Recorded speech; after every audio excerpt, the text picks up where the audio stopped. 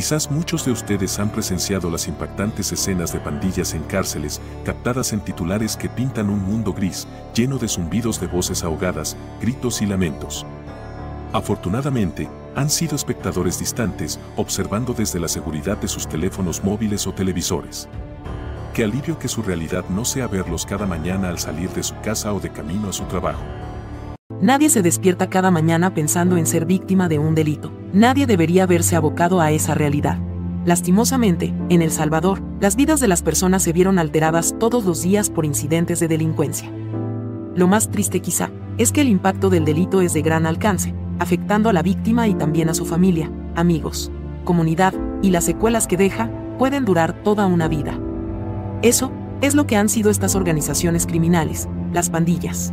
Grupos de personas, especialmente jóvenes, niñas, niños y adolescentes, que deciden quienes pasan a ser seres desechables a manos de ellos. Más allá de las estadísticas y los titulares, son personas detrás de esa violencia despiadada. Niñas y niños que crecen entre la sombra del miedo, con el sonido de las balas que resuenan en las calles, gritos de llanto, de dolor e impotencia. Pequeños niños y niñas que crecen con miradas a las que les han arrebatado la inocencia demasiado pronto. Padres y sobre todo madres que solo pueden rezar porque hoy no le toque a alguno de los suyos. O mantener a sus hijos en casa el mayor tiempo posible para protegerles de ser víctima o volverse parte. Ejemplos de casos de víctimas y violencia hay muchos.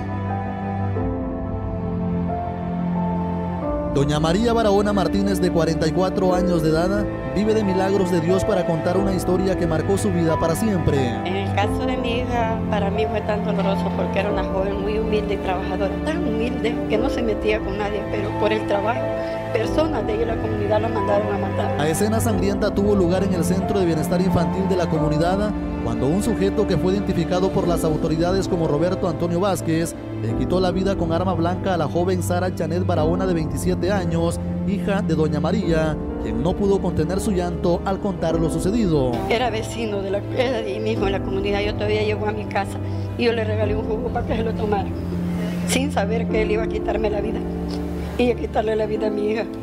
Yo quedé con 16 heridas de gravedad y mi hija quedó muerta. En su momento, las autoridades policiales informaron que el victimario presentaba problemas mentales, cosa que hoy desmiente Doña María, quien también asegura que el sujeto no tenía problemas con ellas. Afirma que alcanzó a escuchar que le dijo que la perdonara por lo que había cometido, pero lo hacía porque era una orden. Porque a él lo hicieron pagado a que lo fuera a matar a la casa.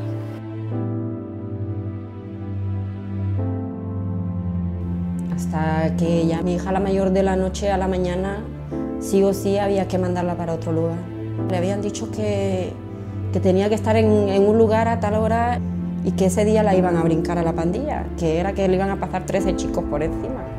Si era la 13, MS-13, tenían que meterse y violarla, 13 miembros de la pandilla. Y para todo la solución de ellos es matar y ya. A mi primo lo mataron como un perro, quedó en la calle muerto. Nunca quise yo tener un hijo así. Soy mamá de 2 mareros MS-13. Uno lo tengo en Estados Unidos y el otro acá. Soy perseguida por la autoridad, huyendo de los bichos que me quieren matar, huyendo de los agentes de la policía por ser la mamá de ellos. Y por ello pues ando huyendo. De mis 2 hijos, el más peligroso y hasta miedo le he llegado a tener es el crimen. Como unas 100 personas quizás, que me dijo que había asesinado. Cuando él me decía eso, ¿de dónde venís? De matar a tal persona. Los muertos en fosas comunes no son cuerpos inertes, son la historia de un ser humano que tiene nombre, apellido, familia. Quienes sobreviven ante la desaparición de su familiar conservan la leve esperanza de encontrar una respuesta. ¿Y si todavía está vivo? O peor, cuando hay recuperación de cadáveres en una fosa común. ¿Y si ese es mi hijo, mi nieto, mi esposo? Historias de dolor y tortura, familiares que quieren una respuesta y una acción por parte del gobierno para castigar a quienes hicieron esto. ¿Acaso estas no son formas de violentar los derechos humanos de más de 6 millones de personas? ¿Acaso no es hora de preguntarse si las futuras generaciones y quienes ahora están por fin viviendo en paz no merecen vivir una vida libre de violencia? En los últimos 30 años no hemos tenido paz hasta ahora. Primero, el conflicto armado con una violencia política brutal llenó de terror y azotó al país, dejando tras de sí más de 75.000 fallecidos y centenares de desaparecidos, una sociedad herida y una marcada carencia de justicia social, con un legado bipartidista donde muchos eligieron migrar para no ser reclutados. Este fue el comienzo de la desintegración familiar. Las mujeres quedaron al cuidado de sus hijos, a defenderse como pudieran, obligadas a trabajar para suplir los gastos y necesidades del hogar, muchas veces afectadas por la muerte o desaparición de algún familiar. Esto por sí mismo ya es violencia contra la mujer. Este fenómeno generó una anarquía total que en su momento se solucionó con un supuesto acuerdo de paz que iba a dar garantías y derechos a la población, pero no fue así. Entonces nacieron dos bandos políticos e ideológicos, los partidos Arena y el FMLN, que se aprovecharon del dolor de la gente para convertirse en líderes políticos. El pueblo fue segmentado sin conocer sus proyectos políticos, solo seguían una persona, un supuesto referente que velaba por sus derechos, pero nunca obtuvieron respuesta real. Luego, la posguerra, que dejó al pueblo sin disfrutar del fin del conflicto, sumergiéndolo a un presente peor, con el surgimiento de las maras. Estas muy rápidamente se tomaron el territorio, generando una espiral de violencia que, durante muchos años, ningún gobierno, ejército o policía pudo detener. Familias desintegradas por la migración y la necesidad de los jóvenes de tener un sentido de pertenencia. Muchos terminaron uniéndose a las pandillas, que se convirtieron en su familia, porque los protegían, les daban identidad, suplían sus necesidades. Por eso, incluso aún hoy están dispuestos a dar la vida por ellas. El Salvador se perfiló como uno de los lugares más violentos del mundo, y las maras le dieron rostro a esa inquietante y brutal violencia social, que no respeta género, edad, autoridad. Con crímenes, sed de poder, dominio y venganza, los ajustes de cuentas y la ejecución de masacres, las pandillas fuertemente armadas, pintados con tatuajes distintivos, generalmente consumidores habituales de droga y alcohol, violentos, retadores, sin temor a la muerte, mucho menos al dolor ajeno, propiciaron una nueva guerra, donde la extorsión, narcotráfico, violaciones y los asesinatos se convirtieron en el pan de cada día. Durante otros gobiernos hubo una captura masiva de líderes de maras.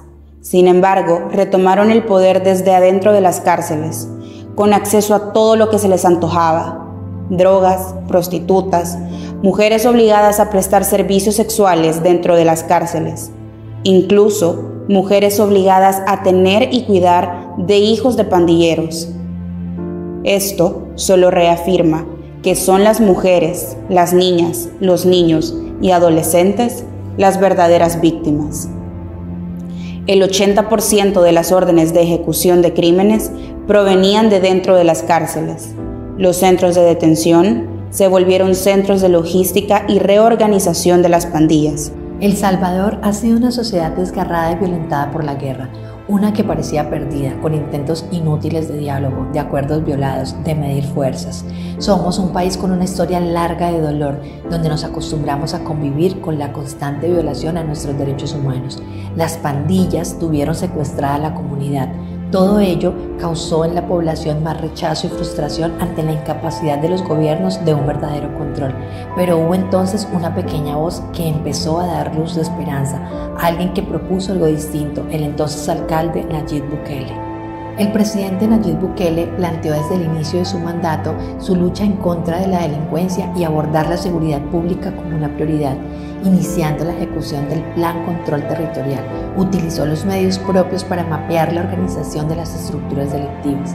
Este gobierno ha ampliado sus objetivos, ha recuperado los territorios dominados por las maras hasta el combate a sus fuentes de financiamiento, pasando por la adopción de medidas de intervención en centros penitenciarios y la reconstrucción del tejido social y comunitario. El gobierno del presidente Bukele ha logrado lo que ningún otro: una estrategia para recuperar el país, una verdadera estrategia de seguridad nacional.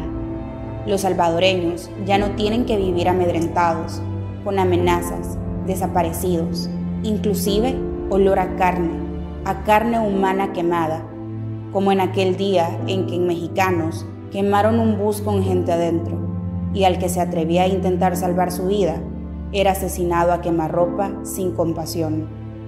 Porque las verdaderas víctimas no son los pandilleros, quienes por años han azotado a la población con actos delictivos. Las víctimas reales son los salvadoreños de bien, la gran mayoría de la población. Ellos son los protagonistas.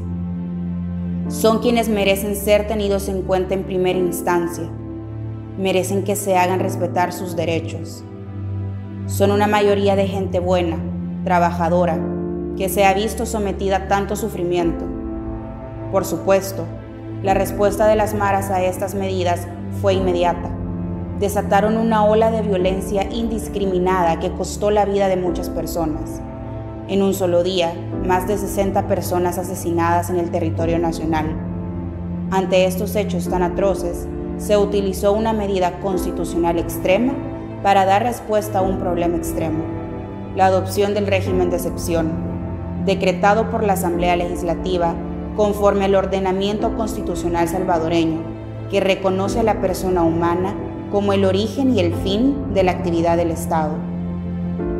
Si cualquiera de ustedes sale hoy a la calle, el 90% de la gente les va a decir que El Salvador huele a vida, a niñas y niños que pueden ser niños, a gente que puede reír y trabajar. Hay percepción de seguridad, de pertenencia y esperanza. Hoy no temen tomar un bus. Hoy se sienten libres de salir, de dejar a sus hijos e hijas jugar y tener amigos. Los pandilleros y todas aquellas personas con actividades fuera de la ley tienen que saber que el crimen no paga. Este año, El Salvador ha logrado un hito sin precedentes, cuando el pasado 6 de julio alcanzó 400 días sin homicidios. La lucha frontal contra la violencia desatada por las pandillas y las acciones de reconstrucción del tejido social y comunitario impulsadas por el Estado está logrando lo que los salvadoreños pedían a gritos: paz. Los resultados de las acciones implementadas por este gobierno no responden a los intereses de unos pocos, sino al beneficio de todo el pueblo salvadoreño, sobre todo para los grupos más vulnerables, al dignificar el entorno y lograr que los salvadoreños desnaturalicen la violencia y gocen de un ambiente de paz. No es casualidad que, según el estudio del Instituto Universitario de Opinión Pública, un 86.5% de la población ciudadana apruebe el régimen y un 85.7% se sienta seguro con el régimen. Incluso encuestas de medios de oposición muestran que el 91% de los salvadoreños aprueba el trabajo que ha realizado el presidente. Para evidenciar el cambio que ha tenido la vida cotidiana en El Salvador, la percepción de país interna como externamente, pueden salir a la calle, a mirar los rostros de la gente, las sonrisas, la tranquilidad. Pueden preguntar a los ciudadanos cómo se sienten hoy o inclusive dar lectura a las encuestas no estatales y a los medios de comunicación que dan cuenta de cómo la población percibe la seguridad. El mundo está de acuerdo en que todos merecen una vida libre de violencia. Sin embargo, no era la realidad de los salvadoreños.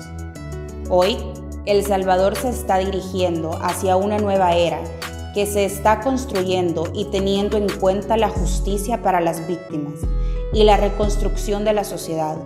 Una sociedad a la que le debemos todos nuestros esfuerzos para mantener la vida digna que se les ha sido negada por décadas.